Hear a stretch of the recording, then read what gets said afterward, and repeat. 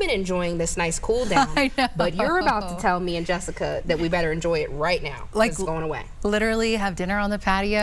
Okay. Take the dog for a walk. Make it happen tonight because it's changing tomorrow. Yeah. You know, we'll be back to the lower 90s for the weekend, and then the real heat ramps up heading into next week. So, you know, today we were below average, sitting in the mid 80s out of the airport, lower 80s across the northeastern plains, some 70s, 80s up in the mountains, and the lower 90s out to the western slope. A nice kind of break for them, believe it or not.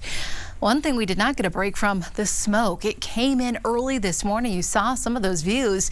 And this evening, we're expecting it to continue to shift further to the east. Maybe a brief break overnight, but then by 7, 8 o'clock, another wave of smoke pushes back in here to the Front Range and truly across the entire state. By about 1 p.m. or so tomorrow afternoon, you're looking at some clearing out to the western slope. But again, it just doesn't last long with these fires that are burning out there in Utah as well as Arizona, and the way that the jet stream is carrying all that smoke back into our backyard, we really don't look to see much relief.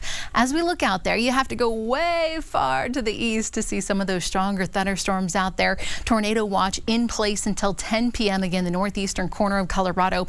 We have one severe thunderstorm out there that's going to continue until about 6:30. A whole lot of rain pushing in between Hugo, heading out toward Kit Carson. Some pretty large hail within that storm too. So a heads up, a little bit of light rainfall here for the Denver metro area, but nothing too wild. Most of the action has been right there around I-80 between Cheyenne, Pine Bluffs, as well as Kimball. They're looking at severe thunderstorm warnings until at least 7 o'clock tonight. Huge hail, a whole lot of lightning out there as well. We're down to about 58 with partly cloudy skies overnight here for the metro area. Upper 50s off to the plains with some 40s up in the mountains.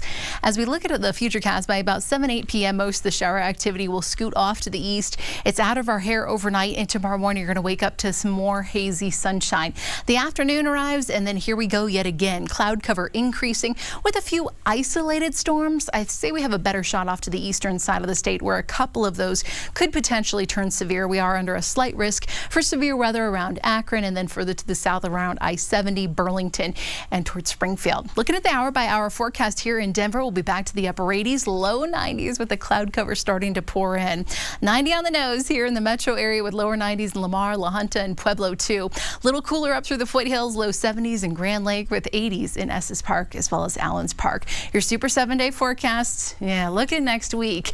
Back to the mid to upper 90s and no major relief in sight, no rain in sight with highs close to 100 degrees by the middle of next week.